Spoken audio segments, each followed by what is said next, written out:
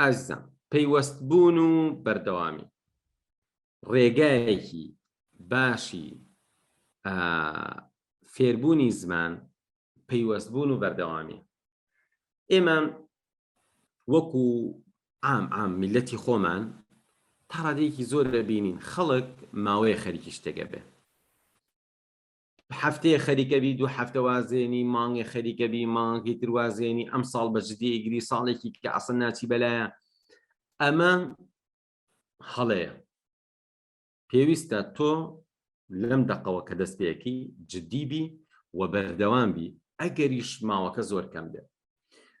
شتێکی عەجیب گوێم لە نووسەرێ بوو باسی ئەوەیە کرد لە کۆن ساڵی 40-50کان خوێنەوارێکی مسەقەفی ئێرانی تەلەفۆن ئەکا بۆ یەکێک لە فەیلسوفە ئەڵمانیەکە و بە زمانی ئەڵمانی قسەی لەگەڵاکە.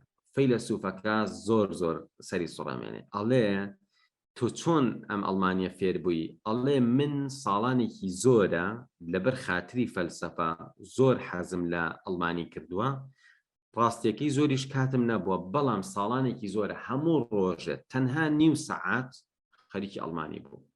بەڕێزان بەردەوامی گۆڕانکاری عەجیبەکە دروستەکە، بەردەوامی. ئێستا من خۆشم جاریا بۆ تاقیکردنەوە وتومە بە تاقیکەمەوە بزانم چۆن ئینسانێک لە سەرەتاوە فێری زمانەوێ، با بچم خەریکی فەڕەنسی بە.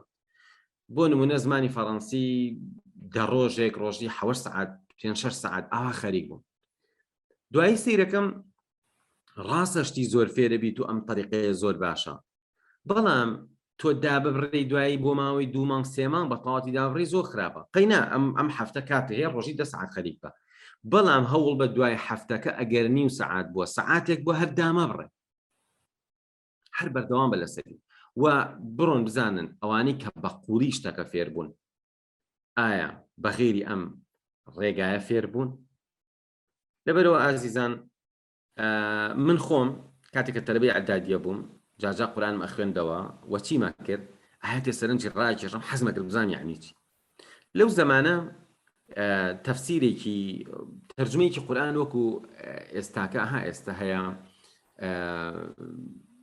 هەندێک تەنها ڕستەکەی کردووە بە کوردی، تەنها ئاەتەکانی کردووە بە کوردی، وەکو ئەو جۆرە تەفسیرە تەفسیرێکی فارسیم لە بەردەست بوو. من هەر جارێ وشێ ڕستەیەک ئاەتێک حەزم کردا بمزانە یعنی چی، ئەچوم فارسیەکەشی مەخوێندەوە لە مناڵی فارسی مەزانی.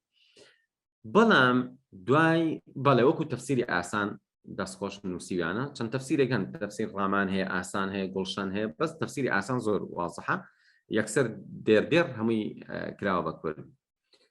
بەڵام دوای ساڵانێ سەیرەکەم زۆرە لە ئاەتەکان تێگەم.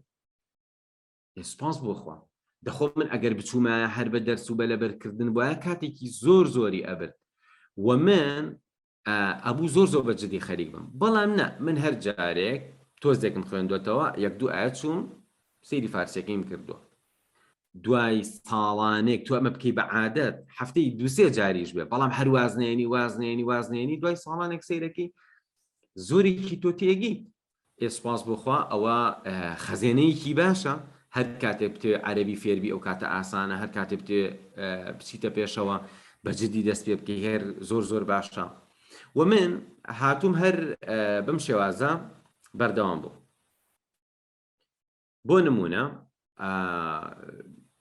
تورکی، زمانی تورکی زۆر بە خێرای فێریەوەم بخوێنیتەوە بنووسی و لە ماوەی تاقیم کردەوە بەم طریقانی کە لە یادگە و چۆنێتی لەبەرکردنی کەلیمات و ئەمانە هەیە، بە خێرایی لە ماوەی 10 ڕۆژان نزیکەی 2000 شەم لەبەر کرد کە زۆر بوو.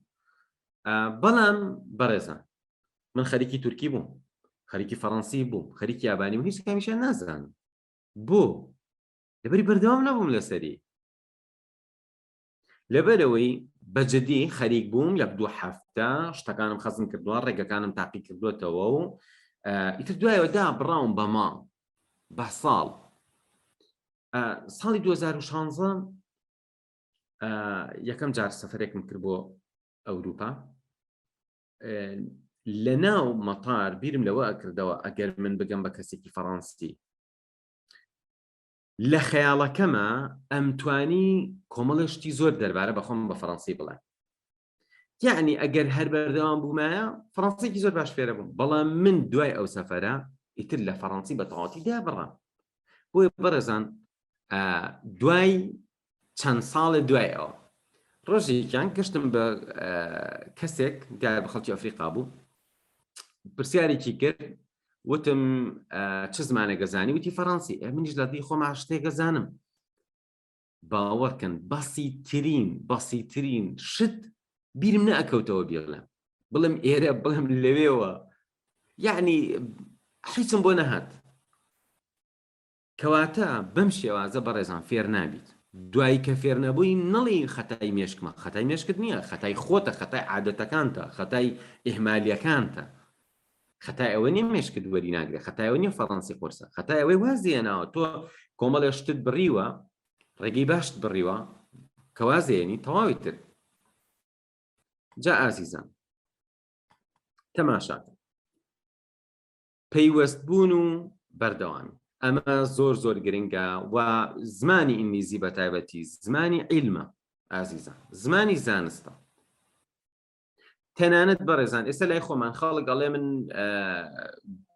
بۆ نمونە خەریکی بابەتی شەریعەم و ئەمە زۆر دوورە لە زمانی ئینگلیزیەوە، بەڵام ئەمە بڵێم وانییە.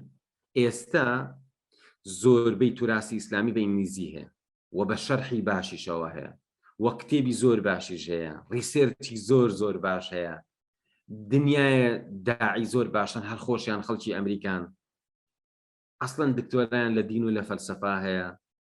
یعنی بۆ نمونە تۆ چیتەوێ هەمووی بە شەرحی ئینگلیزی هەیە، قورئانە، فەرمودەیە، سیرەیە، مێژووە، عەقیدەیە، هەرچی تۆ ئەیڵێ لە شەریعی ئیسلامی بەس ئینگلیزیش بزانین پەکە ناکەوێت.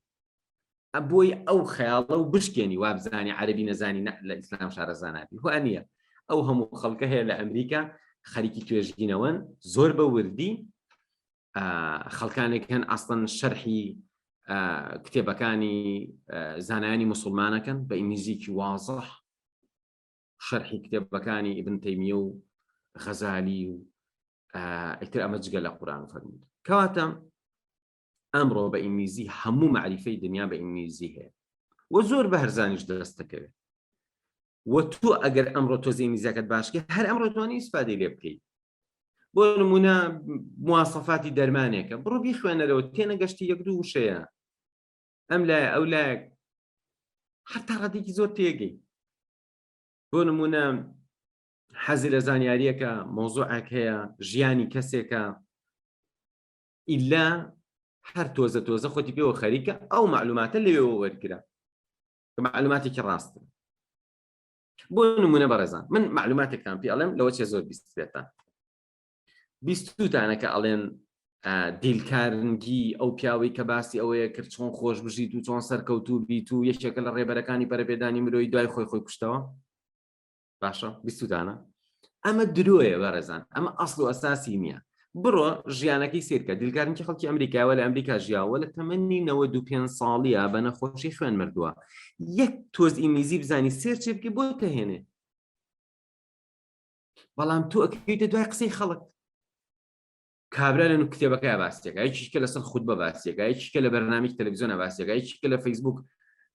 ئەم هەموو قسە نانڕاستە بەم هەموو ئاراستە جۆرە و جۆرە تۆ ئیبیسیتە ئەسڵ و ئەساسی نییە. یەک سێرچکە بە ئینگلیزی هێنێ.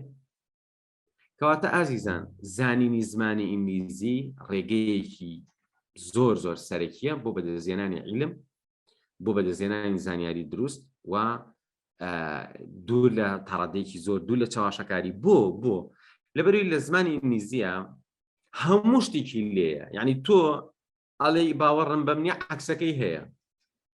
و یەکێک لە گرنگترین شتەکان چییە بەڕێزان؟ شتێکە سیقەی پێ بکرێ لەم سەرزەویە وەکو عیلم توێژینەوەی. توێژینەوەی سیقەی پێ بکرێ بە ئینگلیزی ئەکرێ و لە جەرناڵێکە بە ئینگلیزیدا ئاوازێنرێ. ئەڵمانیا کە یەکێکە لە وڵاتە حەزاریان خاوەن تاریخەکان بە تایبەتی لە عیلما ئەو هەموو عالمەی هەبووە لە کۆن و تا ئێستش هەمویان ریسێرچەکانیان بە ئینگلیزی بڵاوکەنەوە زۆر کەم ریسێرچمان هەیە بە ئەڵمانی ئەگەر ریسێرچەر بە ئینگلیزی بڵاوکاتەوە زانکۆکان بڕۆ بزانە خەریکی چی کەواتە تۆ کوردی لەکوێ ئەڵمانی لەکوێ عەرەبی لەکوێ ئەڵمانی لەکوێ لە مەسەلەی علم و تەکنۆلۆژیا ئەوانیش بە ئینگلیزی کەواتە تۆ هەموو شتێکە بە ئینگلیزی دەسەکەوێ هەوڵ بە یەکسەر ئیسفادەی لێ بکەیت